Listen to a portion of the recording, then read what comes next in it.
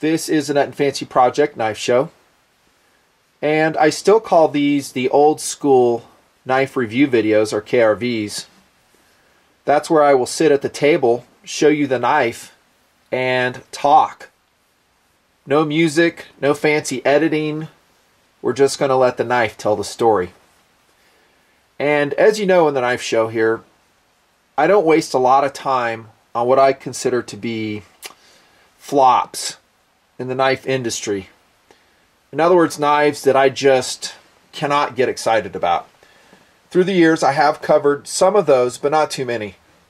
There's too many great Hall of Fame blades, and my time is limited, so I choose carefully. This is just such a knife, and I can't believe it's taken me, I don't know, forever to review it. But here we go. It is what I consider to be the holy grail of out-the-front knives, the Microtech HALO V. It is phenomenal. It is expensive. Very expensive. Try on, when it was being sold in 2011, this version, around $585. That's a cool tan camo version there. I know, it's a lot of money. Incredible amount of money. And yet, if you go to any knife seller, online or otherwise, brick and mortar store that carried these knives, you're not going to see them sitting on the counter. They're gone. They've been gone a long time. At least from primary sales. Let's check the blade. Oh, nice. I just love this knife. I love it, love it, love it. But getting back to how it's sold and the price, it is extremely expensive. I mean, you could buy a Glock for that, right? A Glock 20, a Glock 21. And yet, there's so many people that love this knife like me and that purchase this knife. I secured this one to show it to you on loan to the project because it is so insane. Let me tell you something about the Microtech HALO V.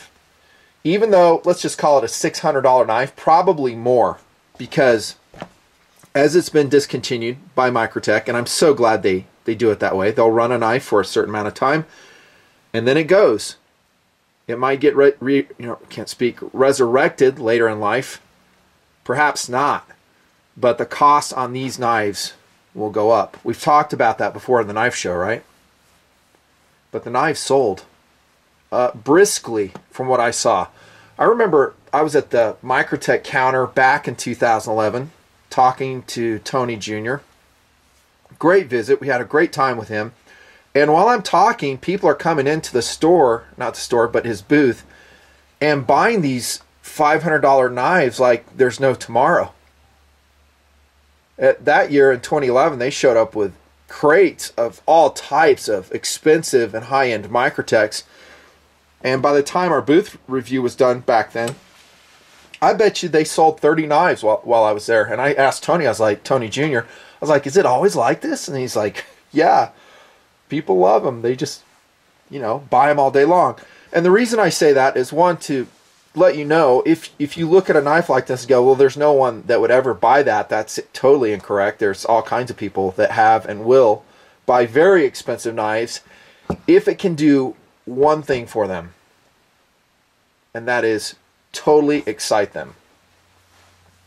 We kind of refer to it here in the project as second kind of cool. Yes, this knife is very practical. It is a fighting knife. That's what it's bred and born for. Fighting knife. It's meant for a serious purpose, but honestly, I doubt few, if any, have ever seen use in that. I don't know of any. It's mostly a collectible. We're kind of going into the philosophy of use discussion here. It's collectible cool, the HALO V. And yes, there were other Halos previous to this knife. I'm not the expert on the Halo line, but I think the HALO 2 was a 4-inch clip blade. The HALO 3 was a 4-inch Tanto blade. This sucker is a 4.6-inch Tanto blade, and yes, the holy grail of OTF knives, says me. Now, there's some other great OTF options, some of which I'll show you here on the table. Let me see how many I got. Just 2, I guess. They're expensive, they're hard to get, and in a lot of localities, they're not super legal. But where they are, and if you handle this knife, you might understand what I mean by collectible cool. I remember one time I was handling a Microtech, I forget which model it was, and the dude I was talking to was like, man, I could never see spending that much money on a knife. And I said, well, just check it out, you know, hold it and, you know, play with it a little bit and look at the fit and finish, because it's basically a custom knife that's production made. And he looked at it and he was holding it, and I got distracted with someone else. I started talking, and I came back to the dude. He's like, well, okay, I kind of can see why someone's, I mean, he never said he was going to buy it, but he's like, I could see why someone really liked these knives, because they are just so superbly crafted. And that's what Microtech has built its reputation on. So it is very expensive. The thing about it, though, and I've alluded to this already, is that I don't think you're going to lose your money. This one, for instance, let's see the crafting date on this knife. I think it's on here somewhere. Yeah, so it's July 2011. It's got the Talon, the Microtech Talon claw on it. Also on the handle, this version. Do you think it's going to go down in price or up in price? Assuming it's kept as a collectible and not hard used. Right, it's going to go up. And if you doubt me, jump into the other websites where you have a new in-box Microtech HALO V, and I bet you it's going to be going more than it was when it initially came out. That's what I've seen with a lot of those Microtechs. So collectible, cool, it turns you on. And along these lines, interestingly, and this to me is fascinating, Tony was really smart in how he named this knife, because Halo, of course, that has a seal relationship there. High altitude, low opening, talking about their airdrop. It has kind of a mystique to it, both in the video game culture, in the movies, and actually in the special operations community. So the smartest thing Tony did was to name this knife a really cool name. Halo is a very cool name. In fact, this very knife has been featured in some TV shows. I think, I never watch it, but the series 24 had it. I think there are some video games that feature the Halo in it. Perhaps even some movies. Why is this important? Well, if you talk about collectible cool, it's very important, because what develops is a passion for a certain gear item, in this case, the HALO V. People will see it on screen, they'll see it on the video game, and it just kind of develops a coolness, a mystique all its own. I don't think that's refutable. It just does. And we talked about this, by the way, in the PPK review, right? Well, what's so special about a 380 PPK? Well, we've been indoctrinated with, I use the word indoctrinated, but you know what I mean, with the James Bond movies. They're so cool. I mean, seeing the gun in use and having that, you know, the swagger of James Bond, the hot women and all that, it kind of gets rolled in and is represented by the Walther PPK in a lot of people's minds. This is kind of along those same lines. It's cool. Collectible, cool. It turns you on. It is a fun knife to play with, too. It is not a double action OTF knife, meaning you don't press this button now and now the knife is going to retract with its spring mechanism. No, you're actually going to depress the deployment button, pull the titanium, which by the way is flamed. That's pretty cool on this version. Look at the fit and finish on that, by the way. The precision. And you're going to charge the knife again. So you're basically cocking that spring again. Now the knife is ready for deployment. And it comes out fast.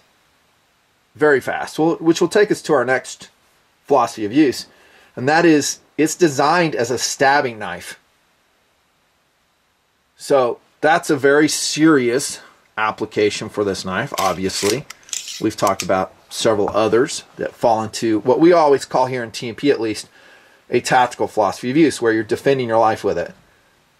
And I think the knife essentially was designed for operators, for lack of a better word. So people going into harm's way, they want the absolute best, in some people's minds, the fastest and easiest to deploy knife. Now, that's that's a discussion fraught with a lot of debate.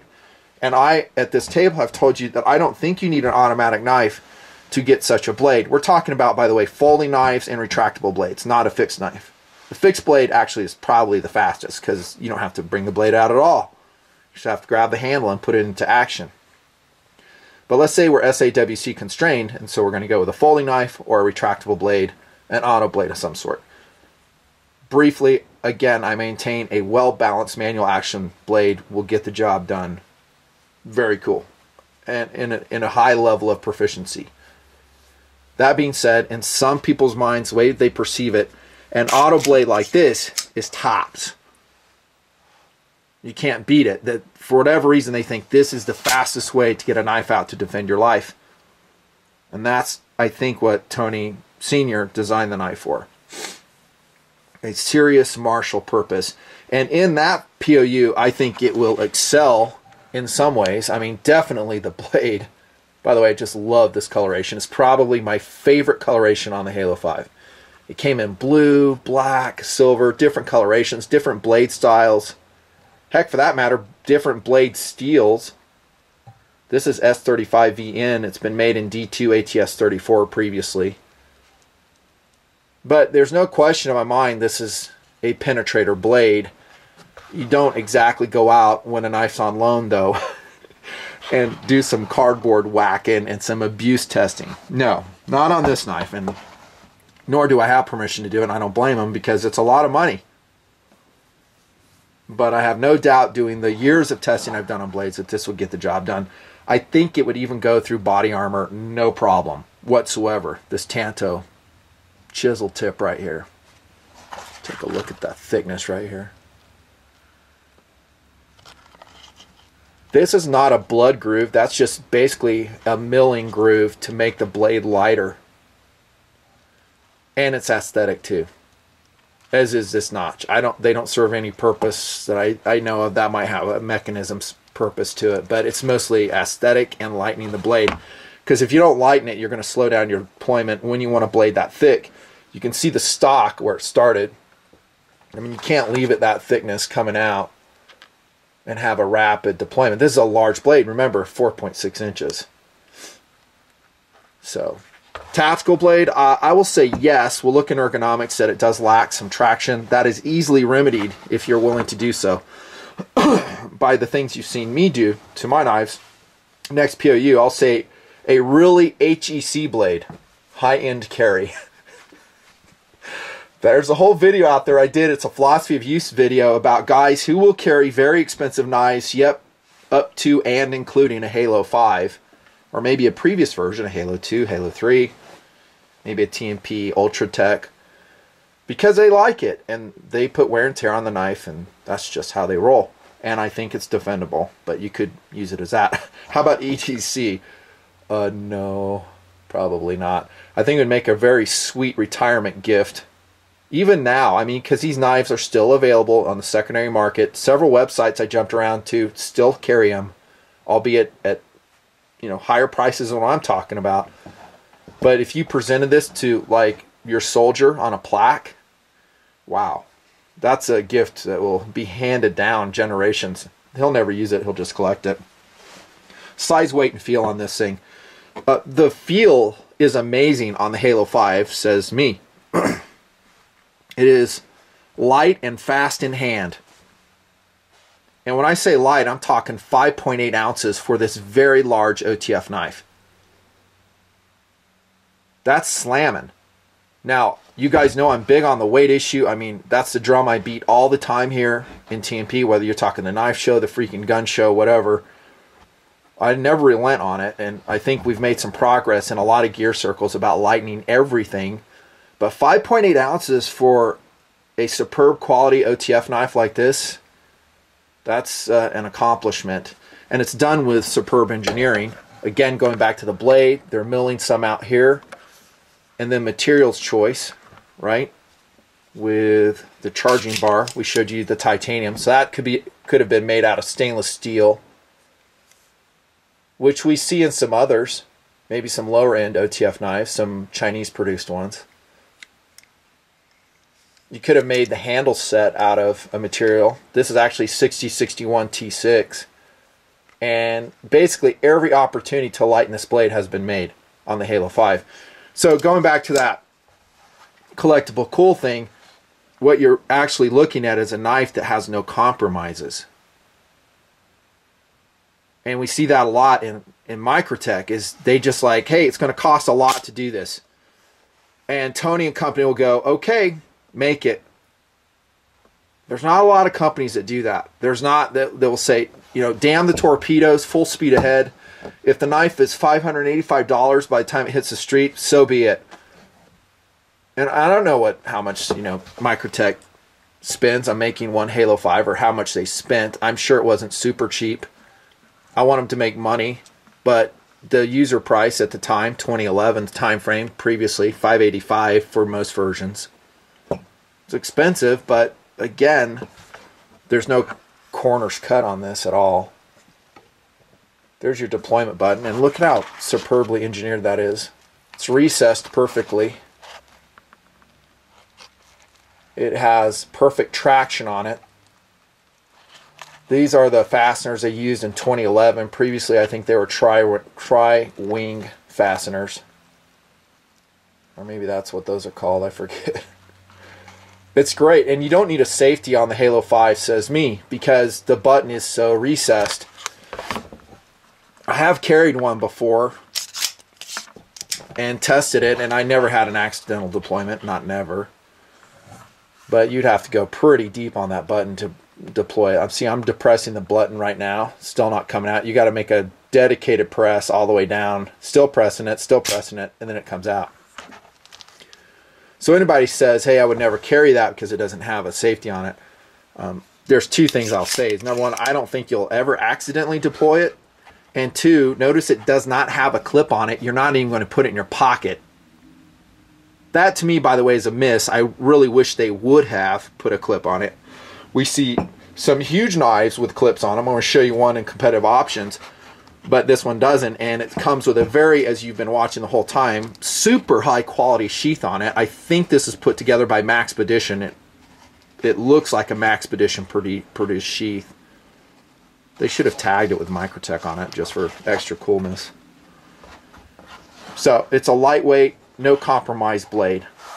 Excellent blade to handle ratio too. So you're looking at basically a 1-to-1 handle and blade ratio, another both aesthetic and practical aspect of the HALO 5. The steel, like we mentioned briefly, is S35VN. It is a crucible metal steel. It's excellent. I think it'll be better than the D2 ATS34 previous versions.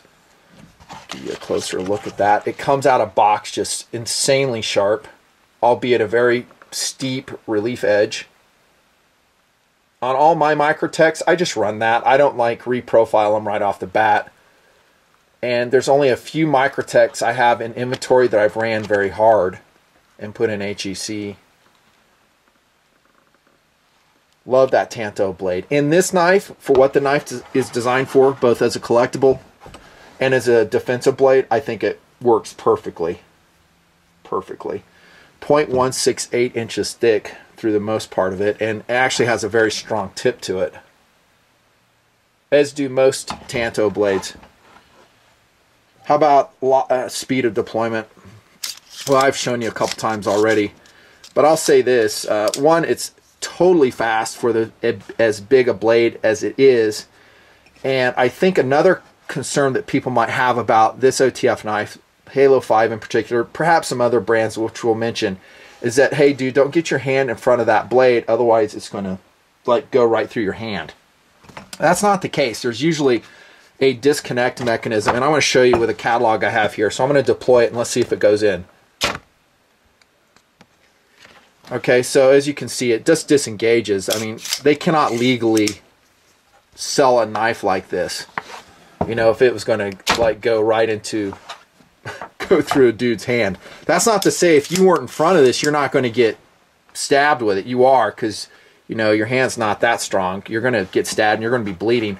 It's not going to go through your hand. Speed is excellent. The lockup is excellent for an OTF knife.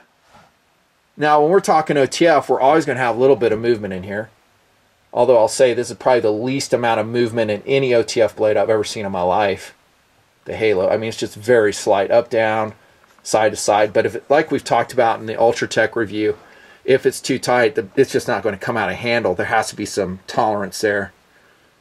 The strength is, for an OTF knife, I think adequate, but this is not a knife you'd go splitting wood with, doing something crazy, doing something stupid with. It's not designed for that. It's designed for, like we said at the outset, beyond collectible, but as a stabbing knife. You know, and by the way, that modified Tanto does have some belly on it, so you could slash cut with that sucker too.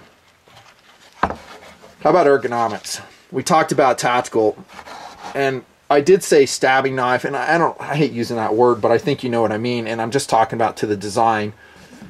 Yeah, you could use it as that, but as you can see, there's only a couple milled grooves on the Halo 5 that give you traction, and they're going to be on the top and bottom sides.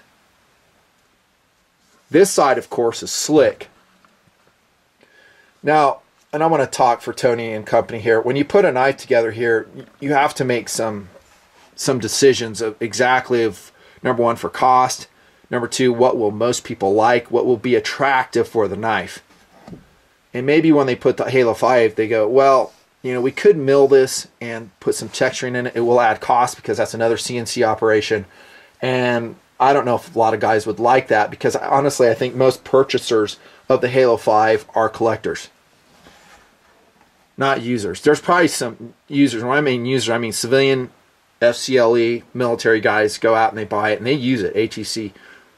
But I think most aren't. And so when you talk about that consideration, this is probably the most attractive handle set to that type of buyer, because it can take a coloration like this, you know, alternating OD and FDE camouflage job well, and it looks good. It takes the logo well.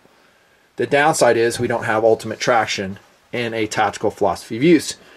Now, I said we could easily solve that, and you probably already figured it out. We could just put some grip tape on it. Skateboard tape, maybe some rubber traction tape, maybe the A-grip material, which is that synthetic suede, would be very good.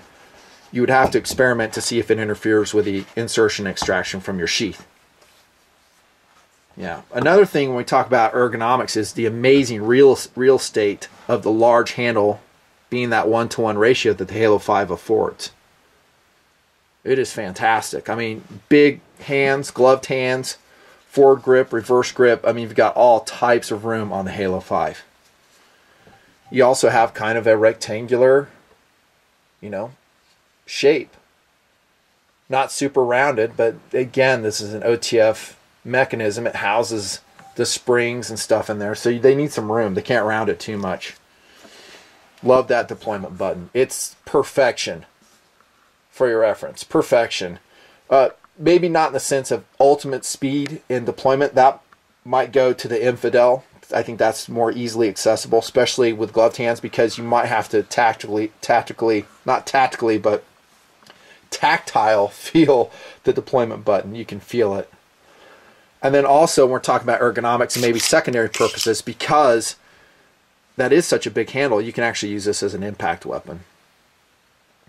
Be careful though, because I think some versions of the Halo 5, the blade is so close, well, you can see it here, so close to the surface of the handle, sometimes, not in this version, but sometimes, let me get a flashlight so you can see, that if you push your thumb down inside, you can actually touch the blade tip and cut yourself. I have heard reports of that. So I don't think that's a big deal. I'm not worried about that at all. Clip is, again, absent. I wish it wasn't. I think they could have integrated a clip. Perhaps if they resurrect the Halo 5, they will. And they should. Because it's under 6 ounces. We see freaking huge cold steel knives with clips. You know, here's a Recon XL in comparison to the Halo 5, just because it's handy. This isn't planned. It's got a clip on it. Durability. You know, go ask the owl. Who knows? I mean, who's hard used a Halo 5? If you have, say it in comments, you know. I have not, but I would imagine it would be excellent. Some guys would say, well, you know, keep it stored with the blade extended, because when you charge it, then your spring is, I don't know, wound. Not wound, but compressed, ready to, you know, deploy the blade, and it'll wear and tear. I'll say this in regards to that subject, is I do have a fair amount of auto knives, and I stored them all in the closed position, i.e. spring compressed. Whether it's a coil spring, OTF knife, and I've never detected any slowness in the deployment. And this one has been stored that way at least since 2011, so 2 years in the closed position. Listen. You know, do what you want. If you have this knife, it's probably more conservative to store it open. I wouldn't worry about it too much storing it closed though, because that way you don't accidentally cut yourself, because this doesn't have a sheath in the extended position, or scratch the blade. There's all kinds of other considerations. So, value, options, we're winding down. Fun review though, really fun. I love the knife. $585, even more is a lot, but keep in mind they sold like crazy at that price. But all the high quality OTFs are expensive. Here comes a Benchmade Infidel spear point, double edged. This is a great knife, and there's that deployment button I'm talking about, and this is a double action, so it goes in and out. Super fun knife to play with. This is ours. We wear it. It's an HEC knife for Doodle and myself. Soon my youngest son, last suspect. Great knife. Let's compare size-wise against the HALO V, though. Stabbing my cloth there. You can see the size of that Halo. It's huge. This has the advantage of a very nice clip on it. That Infidel clip is very excellent. Movement of the blade, let's check it. More than the Microtech. That's not a surprise. Surprising to some, because they look at it and go, wow, I can't believe an Infidel has that much movement in it. But everyone I've ever handled or used was like that. This is not an OTF knife, but I'm going to show it to you for size comparison. It's coming out of our collection. It is the long discontinued and superbly awesome Dalton Battle Dragon. Eat your heart out. About the same size as the HALO V. And this is a big knife. Big knife. And that wasn't a good deployment because I hit the table. So it comes out there. That's you know, a bigger blade than the HALO V. Quick look at this bad boy. Beautiful knife. I've shown this on camera, I believe. Have never reviewed it though. Just a big auto knife.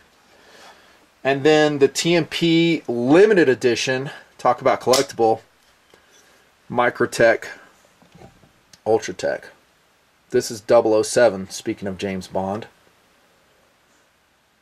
Much smaller than the HALO V, but like I said in that review, the same fit and finish on this. That's, I mean, my love for Microtech is such that I wanted to do a special edition. I was privileged to be able to do that.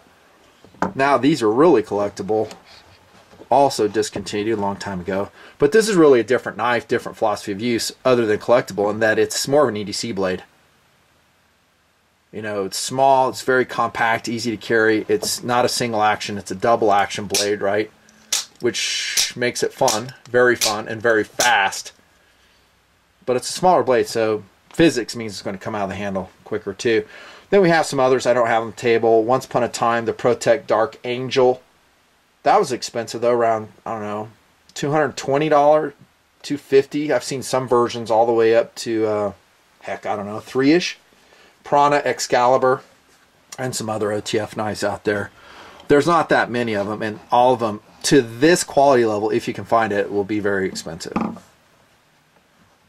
But honestly, the HALO V is kind of in a class all its own. It truly is, in my mind, the holy grail, because one, I love large tactical blades. They give you reach, they give you more penetration, more capabilities if you're considering that tactical application.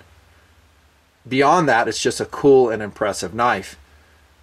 If you ever get a chance to see one in person, spend some time with it. I know this sounds stupid, but as a knife guy, I know you can appreciate this. Do it. And you may come away maybe not wanting one, but you'll have an appreciation of, yeah, I could see why someone would really, really dig this knife. Because it's cool, it's ultra collectible, and it's very deadly. Nutnfancy.